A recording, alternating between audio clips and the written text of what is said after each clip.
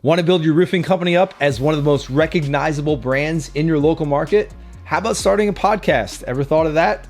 Today, I'm going to be digging through the pros and the cons and everything in between of starting and running a podcast for your local market.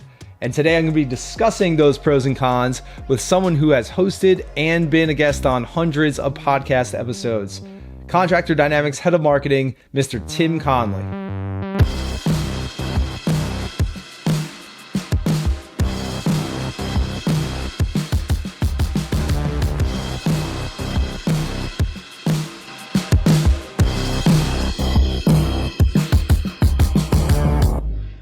All right, Tim, this is a podcast video about podcasting. Really meta, getting really meta here, huh?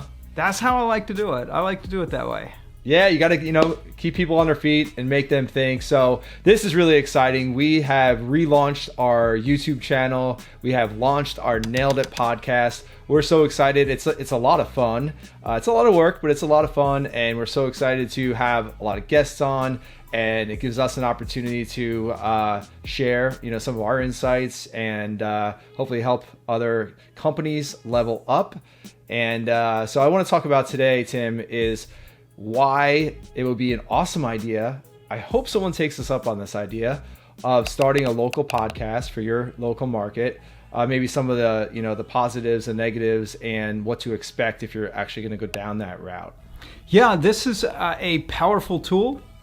And it's also a scary one because I remember, oh my gosh, 10 years ago. It's been 10 years since I started podcasting. And I did not want to do it. I literally fought my friend for 6 months before we actually did a podcast. So you're an OG, a podcasting OG. That is awesome. You've done, several hundred podcast episodes, I assume, by now, huh? Oh gosh, I don't even know how many I did with my original podcast that I got into 10 years ago. That one we had 4 years worth of videos. So I think it was close to almost. I think I was just a few episodes shy of 250 when I stopped, and then I did 2 other podcasts that ran for a while before my co-hosts decided they wanted to step away, and then I've been on 150 as a guest. I've been on about 150 other podcasts.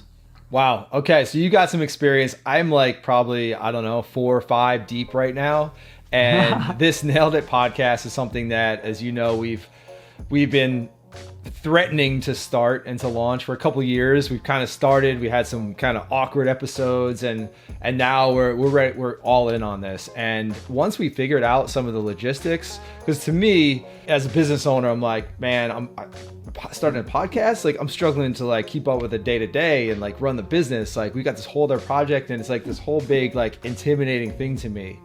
But as you kind of helped me break that down, it's no, let's just keep it simple and do this. And here's some steps and here's some basic equipment we should get. And now that we have all that set up, now they've actually learned to use the equipment that we bought. It's a lot easier, and it's definitely less intimidating. So if anyone out there is looking to start a podcast, what would be the first steps? The first step is, who are you speaking to? That's the very first thing you got to figure out. It's not so much about you, it's about who you're going to be speaking to. What do they want to know? What do they want to spend their time listening to or watching? That's where you go first. And then you can start looking at, what could I bring to them? We see what they're after, what they like, and we'll get into more details about this specifically for local. But now, what kind of stories can I tell those people? So in that sense, it's just like any other form of marketing. It's starting with the end in mind. Who are those people, and how can I bring value to them by sharing stories, right? Right. It's people overcomplicate this whole process, and they try to think of like fancy things to do as opposed to just figuring out who can you have a conversation with. Like you and I are having this conversation, but we're talking about a topic that's useful to our audience. But we just do it, casually. We're having a conversation, telling a story about how to use podcasting. And you find the stories that you can tell to your audience. What would they like to hear that would be helpful to them, inspiring to them, motivating? Like what could those things be? All right, yeah. So you mentioned this will be useful content to our audience. Now we're a training company, so naturally it makes sense for us to have a podcast to reach the construction industry, reach the roofing industry that we're a big part of. So if you're a construction company, a roofing company listening to this, like how does this apply to you? What's that? We've been kicking around this idea for a while, and like I said at the top of the show, we desperately want someone to take us up on this and actually put this idea into play, because it could be huge. So what is that? Yeah, it's really powerful. So we get two things in what you were just saying, pro and con.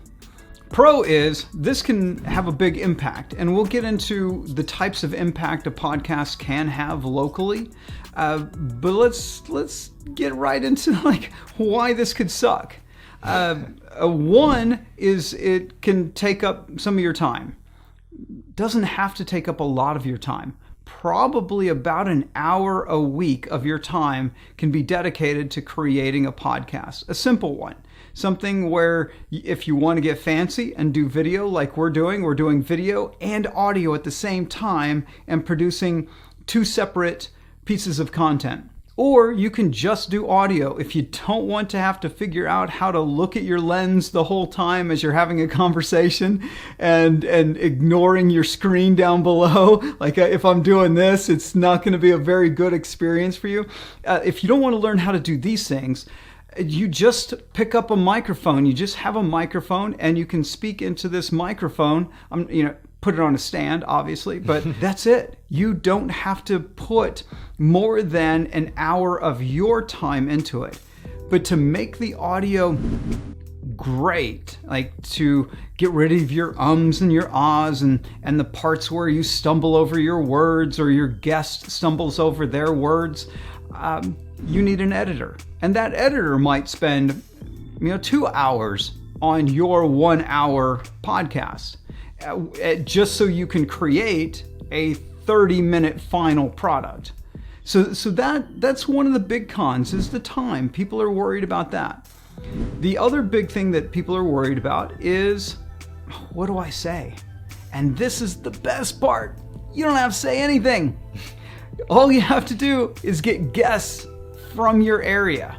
Bring them on, and you're going to get something very powerful that I call the Oprah effect. You bring on other guests and interview them about what they do. Why are they important to the community? What kind of stories can they tell? And your job is just to extract those stories for your audience, and that's it. You don't have to personally come up with cool things to say. You just have to learn how to extract it from your guest. And why I call this the Oprah effect is that Oprah Winfrey is not an expert at anything other than being a host of a show where she has guests on. And people rush out to buy anything Oprah recommends because she is a leading authority on health, fitness, design. Like you name the topic, hundreds of topics. People consider her an authority on those topics, even though there's no way she could know much about any of them. And yet people rush out to buy them. That's the Oprah effect. You end up becoming a leading authority to your audience. The Oprah effect. So focus on being the Oprah of your local market. And it's so true, Tim. You don't have to be an expert. You don't have to prepare a whole bunch of things. Once you get people to open up a little bit, they love talking. People love talking about themselves. They love sharing their story. So that's definitely an awesome strategy. So becoming an Oprah of your community. So that's like a contracting company, a roofing company. starting a podcast in a local area, a city or a town or an area like where I am, it would be like the Jersey Shore Business Podcast or something like that, and just going around and interviewing local business owners? You could do that. You could make it all business if you like. That'll only resonate with a certain group of people. I would be more open to my community. So in Asbury Park, where our office is, we've got tons of musicians, we've got artists, we've got all sorts of things. Why would we limit ourselves to just business? Especially if we're in residential work, our audience probably doesn't care about business. So what do they care about? They care about their community. They care about what's going on. So you bring in anyone. You can bring in things that are specific to your business. So someone about insurance, like homeowners insurance, and all the little things, the caveats that people don't know anything about. They just sign the paperwork and pay their monthly insurance bill and have no idea what it actually covers. Having someone to talk about that, you should have some of those. Having real estate agents or brokers come on and talk about resale value, talk about what's happening in a particular area and why someone might want to remodel their home. That's another topic that could be related to your business. But then you have to go back to, let's talk about things that are important to the community. Otherwise, they're just not going to tune in. If they think, oh, all you're going to do is talk about roofing, all you're going to do is talk about remodeling, if all you're going to do is talk about these things, I'm not really interested. So I'm going to contradict myself here. Who's the dudes who had that massive radio show, two guys talking about cars and repairing cars? And they had, I don't remember the name of it, they're nationally syndicated, and they would get callers to call in and ask about how to fix something on their car, and then they would talk all kinds of car stuff. Well, they built up a significant audience nationally because they talked about something that a lot of people are pretty passionate about. There's channels like HGTV and a bunch of others that all cover remodeling. So it is a popular topic. You got to figure out how you would do a visual topic in an audio form. The biggest issue there is you might not be able to grab enough of your local audience to get them to pay attention to you. That's the downside of being that specific to, say, remodeling. If you are going to try to attract most of your local audience to your show, well, then you've got to be broader than that. I completely agree with that. And I think that's going to be the tendency of most construction businesses. Like, oh, I'm just going to talk about what I know, and that's remodeling or roofing. There is my buddy Mike Claudio in Charlotte, North Carolina. He runs a podcast called Remodeling in the Carolinas, which is run and hosted by the local NARI chapter for remodeling contractors. So their audience is remodeling contractors that are in that local association. It's not necessarily consumers. So yeah, absolutely focus on your community. You mentioned things like other businesses, artists and musicians in town. You might have like people that are running charities or different events around town, or even have someone who's in charge of like the recreation events and everything in your town, because towns are, at least around here, are notoriously bad at publicizing like what's going on in their events and the sports and other things like that. So that's something that you'll get a lot of people to tune in on. Yeah, and that's something that you can do. Like, you can have your interviews that you do, like, say, once a week. And then the other is you could just read the news. Go pull up the website for your local newspaper and read the news. You can't read it word for word because it's their words, but you can talk about it. Oh, hey, there's this thing going on. And so you could actually have a news segment as a part of what you do if you really want to go deep locally. Now, we have a lot of clients, and we've got an audience that are not just local. they're regional. Some are got offices scattered around the country. And for them, well, would you want to have a podcast for each location? Maybe. That'd be a lot of work. You would probably want somebody locally at the local office to run that podcast and have, if you wanted to stay that hyper local. But this allows you to go into topics such as remodeling, the other issues related to construction that would interest a large enough group of people that are not necessarily in one single town or one single metropolitan area. Maybe it covers several different states, and you can talk about more about what you do because you can still reach a large enough audience to make it worthwhile. Okay, that makes a lot of sense. I would say probably half of our clients have multiple offices. Probably a good 25% of our clients have offices in various states, like up to 10 different states. And so it's similar with a Facebook page. And like people always ask, like, should I have a Facebook page for each location?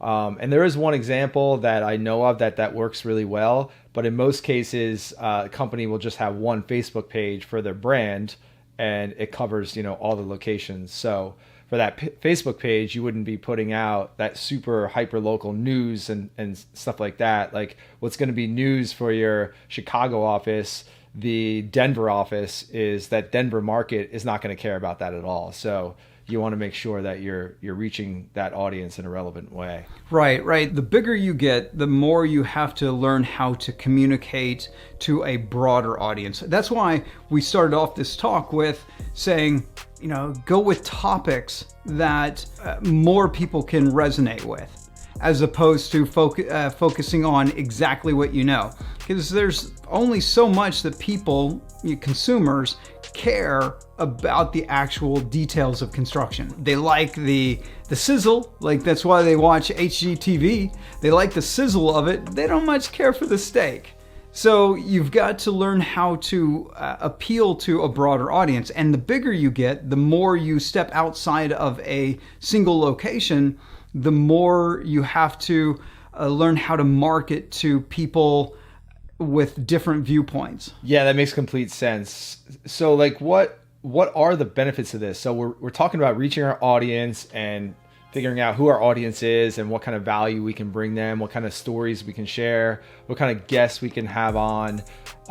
So we want to build an audience. Like how does that translate into like what's in it for me? As a roofing company owner, contracting company owner, like why would I want to spend all this time and go through some of these hassles? Okay, what was in it for Oprah? Building, right? I don't know. She became a billionaire. I don't know. Couple bill. I'm being a bit flippant. Yeah. But that's the answer, really. You become an authority to your audience, and in doing so, you build a brand. That brand gets more business. And maybe not directly. So some people watching this would be like, well, that means I'm going to sell more roofs? Maybe. Or you might find that you've built up enough of an audience that the local insurance brokerage wants to sponsor your podcast. Your local real estate brokerage wants to sponsor your podcast. Other opportunities arise. So you end up making money in a variety of ways and not just from your business. That does happen, and it is highly possible and probable. But the other part is it does build your company's brand through your personal brand. So by becoming this authority, you are then transferring that authority over to your business. Now, here's the other cool part. As you interview business owners, and just interviewing anyone, you're taking the time to kind of make them locally famous. And those people are going to refer business to you. Oh, you need to go talk to Jim because I was on Jim's podcast and he's a great guy and it was a lot of fun. You should go talk to him. And they've never done business with you.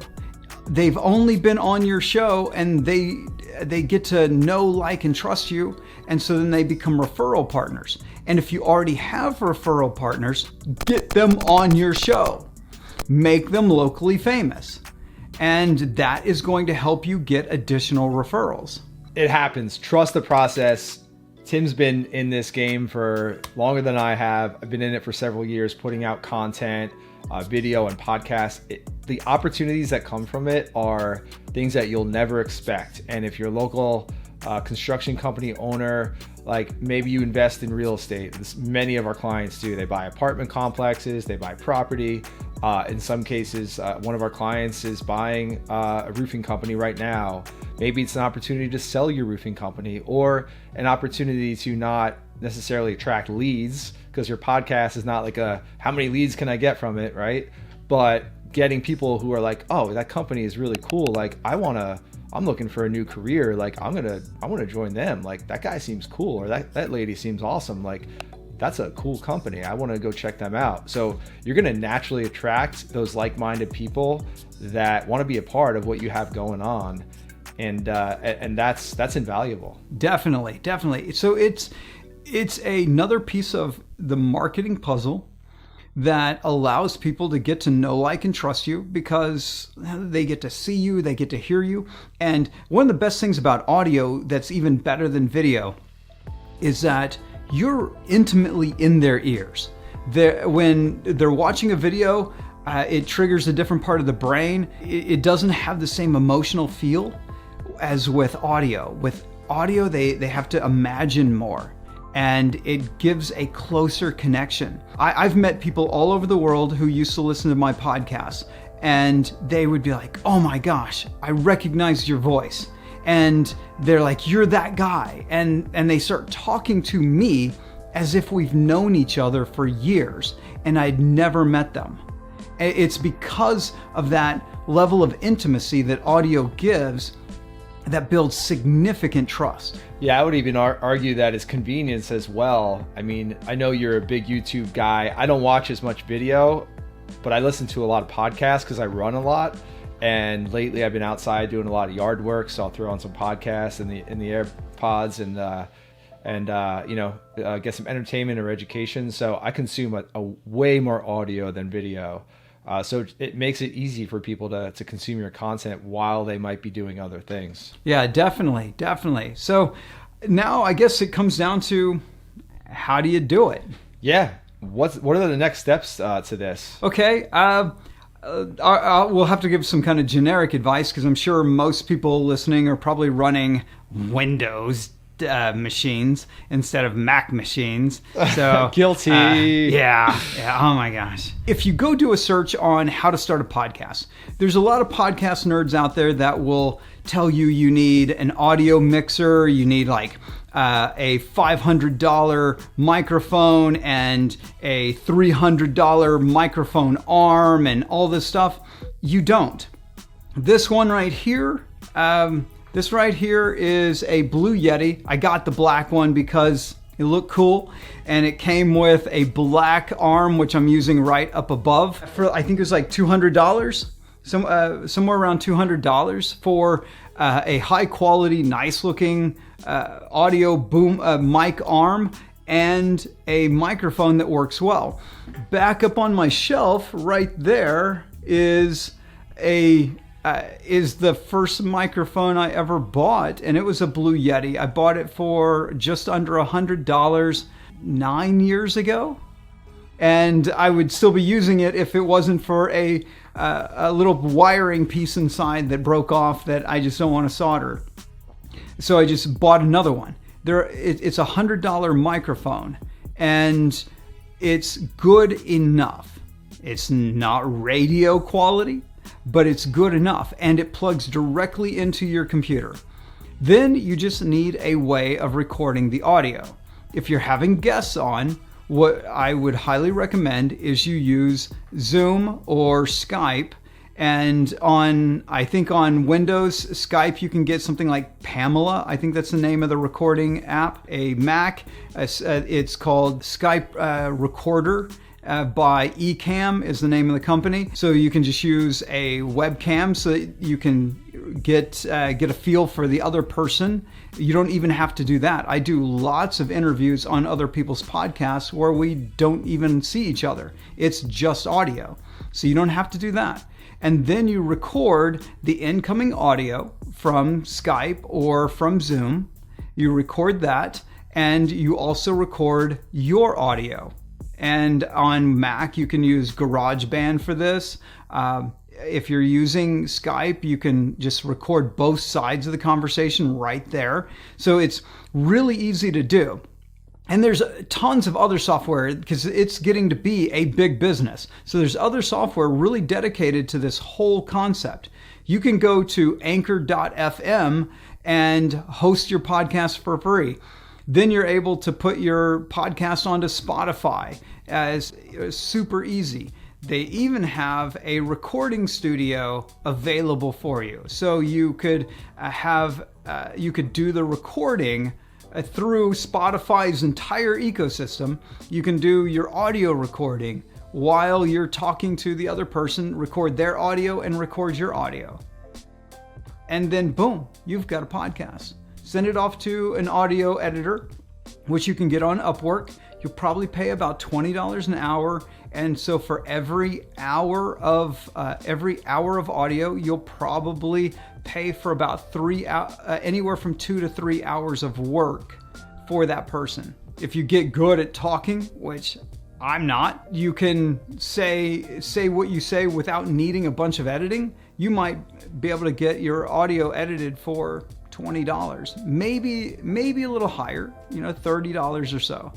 And then that's it. You then upload it directly to Anchor FM, and then Anchor distributes it to all the other audio platforms, the podcast platforms like iTunes, and you're done.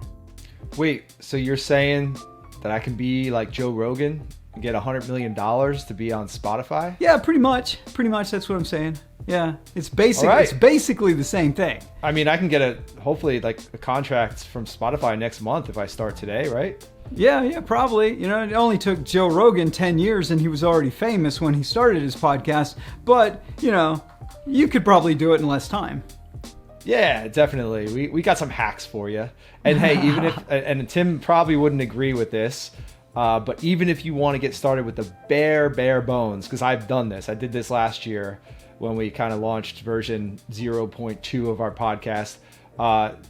AirPods or headset, whatever, plug it into your phone, go to anchor.fm on app on your phone, and you can have a podcast of you just talking. That's not what we were talking about this whole episode as far as the whole interviewing and getting people from your local community, but I listen to a couple podcasts regularly that are like daily, 5-minute, 6-minute podcasts that are just, a guy or girl talking into their AirPods. Sometimes they even say like, hey, I'm in the car, I'm doing this. So, that's a great way to start, just like super bare bones with the equipment that you already have and a free app in anchor.fm to get out there and just kind of try it out.